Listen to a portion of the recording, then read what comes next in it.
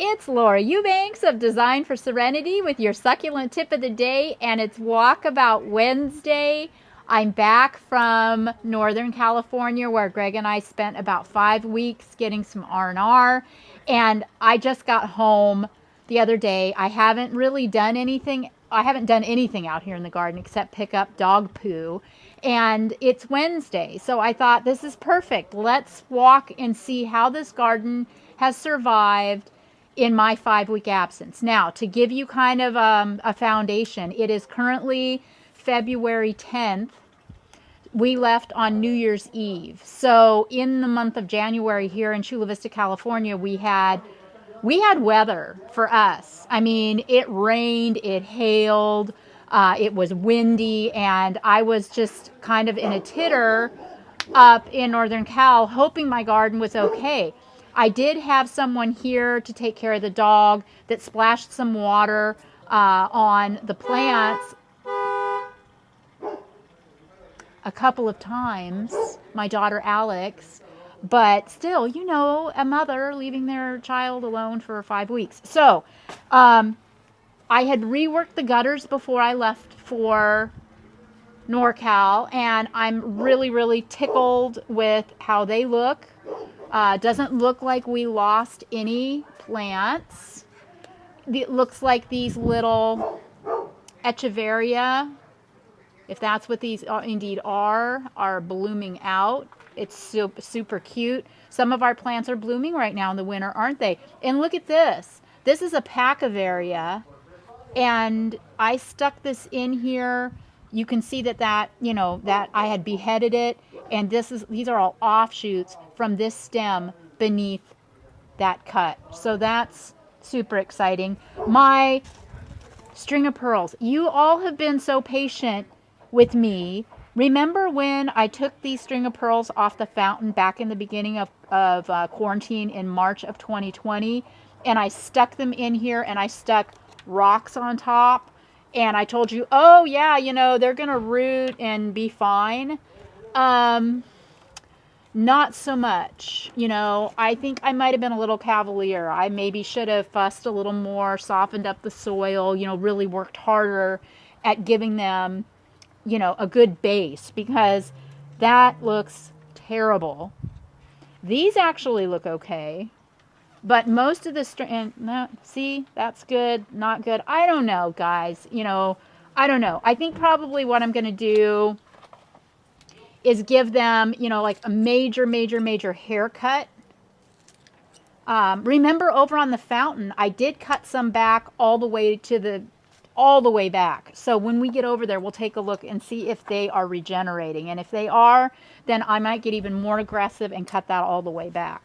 Okay, my little cactus here, it's got its little ring of flowers around it. This was a cactus. This was a gift from one of my workers, from Miles. I treasure this. Our arbor blew over and fell apart and rotted. It was a really cheap one to start with, and we're just breaking it up for parts. I need to get a new arbor that has, that's a little more expensive and that is heavier. This is pink jasmine, and it was growing over the arbor so beautifully. And I like it. You know, I like this plant, so I need to get a new arbor.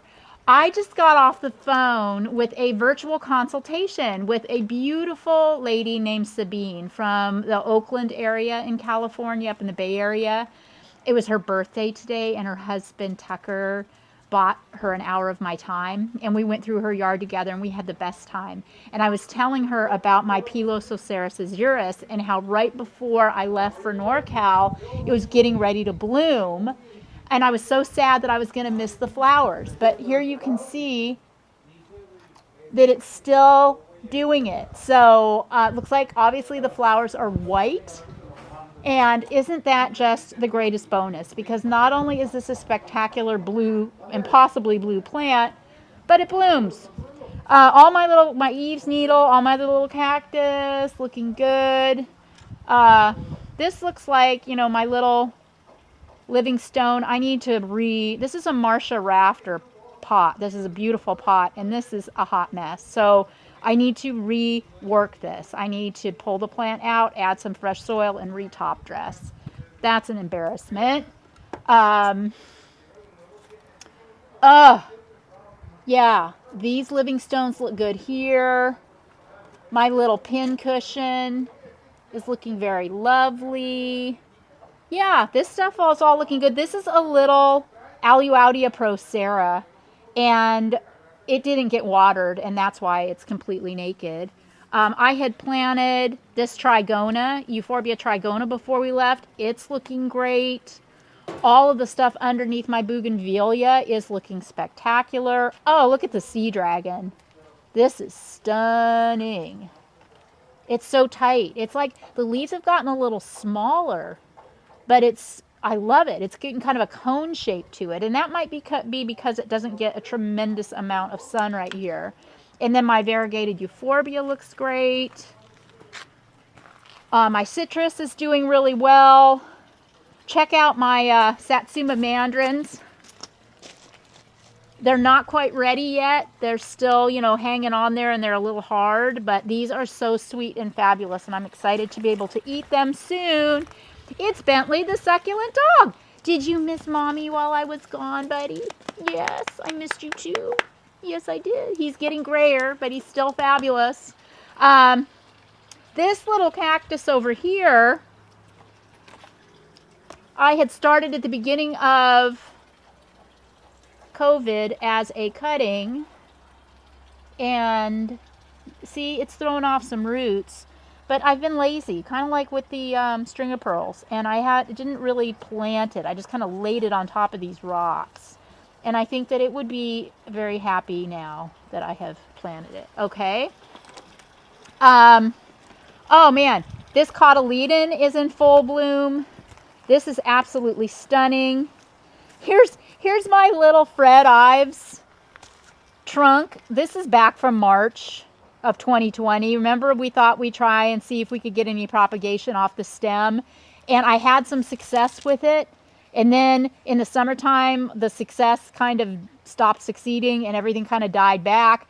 And look, it's all back again. So, I don't know what I've got here. It's kind of bipolar. But once these plants get to be about the size of a quarter, I think I can successfully take them off and plant them in some soil. Oh, are you all fantasizing over this? This Kalanchoe Hybrid. It's new from Oasis. I don't remember what they're calling it, but look at the variegation on that plant. Isn't it so stunning? It was a project leftover, and I stuck it in the ground right before we left, and it's looking really, really good. These are Echeveria Lola, also looking fantastic. But this bloom just makes me so, so happy. The bougainvillea aren't doing much right now. This is my sweet alyssum coming up in the cracks. That makes me happy. That's a winter grower that never disappoints. My topsy-turvy planter is looking really good. Bentley is keeping us safe. Oh, okay, this is something that kept me up nights when we were in Northern California. My variegated attenuata, my pride and joy. My daughter had told me that we had some pretty significant hail. And sure enough, you can see the little white pit marks on it. That's hail damage. Oh, hail no. But you know what? Look at this new leaf that's about to unfurl. It's unfortunate, but it's going to grow out of it. So I'm not too stressed about it. The fountain, the succulent fountain is looking excellent. Let's see. Okay, so here's some string of pearls. Remember I told you on the fountain I had cut them back all the way. Here's some coming back. And over here, Greg, here's some making a comeback right here. See that? So, oh, and up top here, some more making a comeback. Oh, look over here. We got like a whole string of pearls right here. So here's the thing. In the summertime, these are going to look crappy. So they have to grow back enough in the winter and spring to warrant the point. So we'll see how this goes over the next couple months. And if they continue to grow and look good, then that'll just be what I'll do. I'll just cut them back hard every summer when they start to look bad. All right. Sabine also actually asked me in our virtual consultation for advice about her citrus that wasn't really doing anything.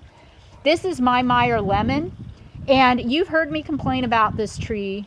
You might want to get back a little bit, Greg, so they can kind of get a whole view of it. I have been fertilizing this with an organic citrus fertilizer, and it was just, and the leaves are still kind of gross and they're not real shiny. I've got leaf miner, but I eat these lemons, so I don't want to apply any pesticide. But the tree wasn't in blossom. It wasn't doing anything. And look at now. It is loaded with blossoms. And the smell of citrus is by far my single most favorite smell in the world. Oh, get some. Get a citrus tree and grow it, if for no other reason, to smell the flowers. It is insanely amazing. Oh, look here. Oh, remember this this aloe that I planted in the pot I think at the beginning of quarantine? It's blooming. Look at this. Look at those fun. Thank you. Sorry about that. Look at these fun flowers. How cool is that? And this down here, this is a Aloe Cameroni. See, its flowers are orange. And this guy's red. So that's super exciting. I think this is called Eric the Red. I'm pretty sure that's what that variety is. You can see here in my raised bed some more hail damage on this little variegated pup. Boo. But oh well. Yeah, this tapestry that I planted out like a year and a half ago is starting to look a little run-amucky, but I don't hate it yet. It's still really, really pretty. My my crest, my Aeonium sunburst crest, look at all of the roots, the little air roots. Now these, I can let these ride or I can trim them off. I'll probably trim them off. I'm not loving the look of that. And this gets plenty of irrigation. It doesn't need these. You crazy plant. You may think you need them, but you don't. I think it's going to look cleaner without them. So I'll get rid of those. These gutters look absolutely splendiferous. It's been at least 6 months since I replanted these. And, you know, this is still the area where I want to entertain you, perhaps, with a new tapestry at some point, if I can squeeze out the time. But yeah, this currently is my garden of death. And I've got, I mean, they're not dying. These are project leftovers. I've got a Aloe dichotoma. I've got a Titanota. I've got a Aloe striata. I've got a Pilosoceras. I've got some interesting things here. I've got some cuttings that I need to do something with. So I'm back, and it looks like I definitely am going to have my hands full. And the front, before we left, I had meticulously picked all of the detritus out of the lava rock. And I have a whole new crop of detritus to deal with now. My Aluaudia procera, you can see some yellowing of the leaves. This happens when the temperatures drop, and we've had some temps that have gotten into the mid to high 40s overnight. So that doesn't alarm me at all. Once the weather warms up consistently, this will leaf right back on out.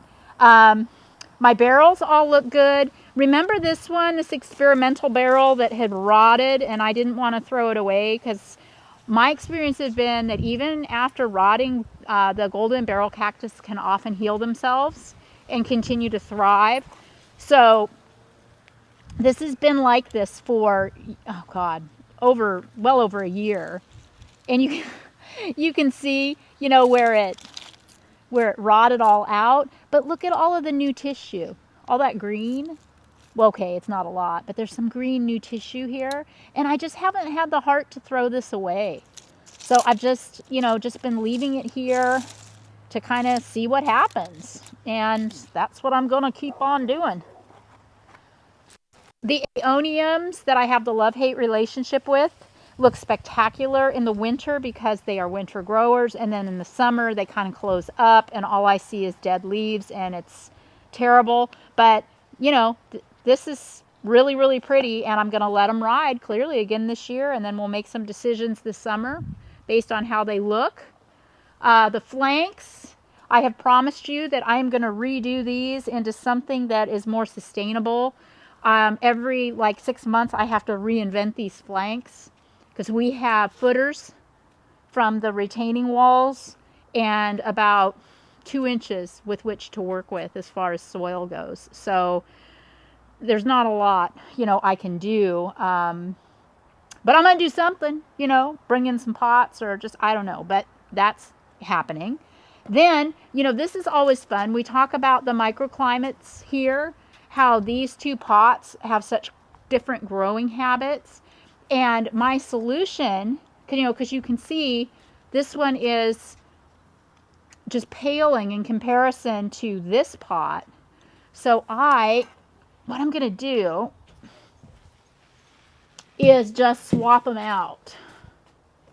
And we'll see if our pot that is struggling won't benefit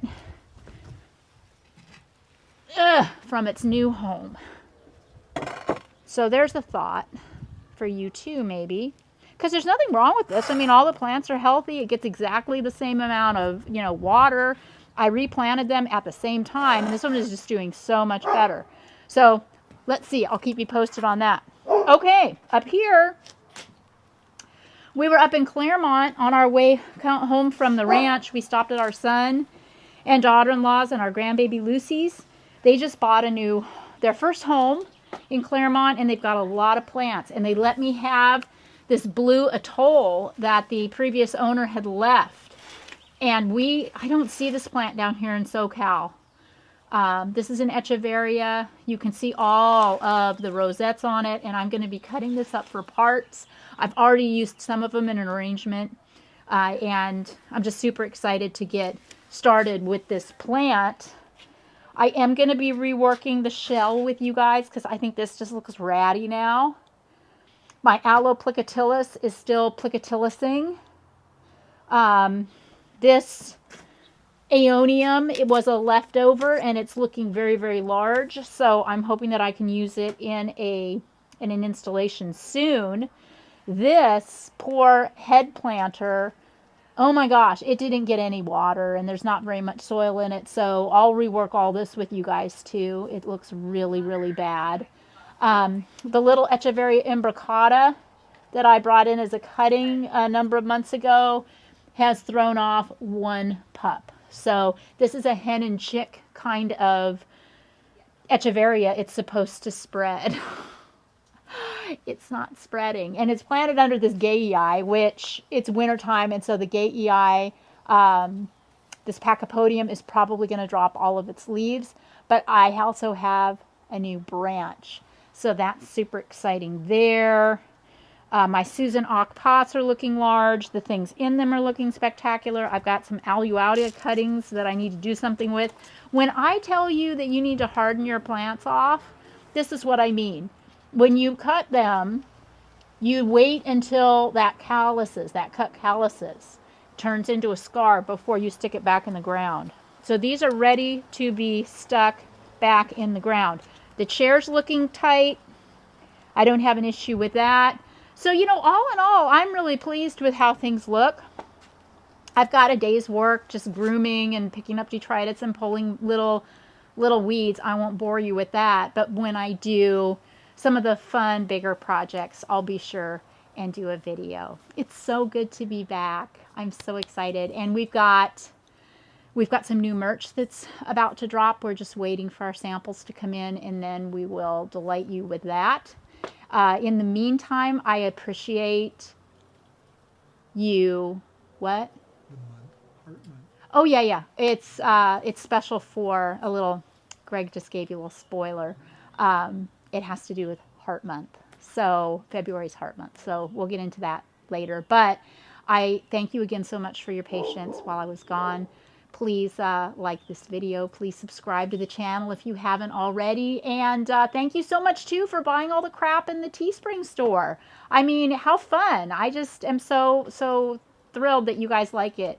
And we're going to keep, like I said, bringing in new things to share with you. So That's all I got for today. Everybody have a great night. This has been Laura Eubanks of Design for Serenity with Walkabout Wednesday and your succulent tip of the day. Bye, guys.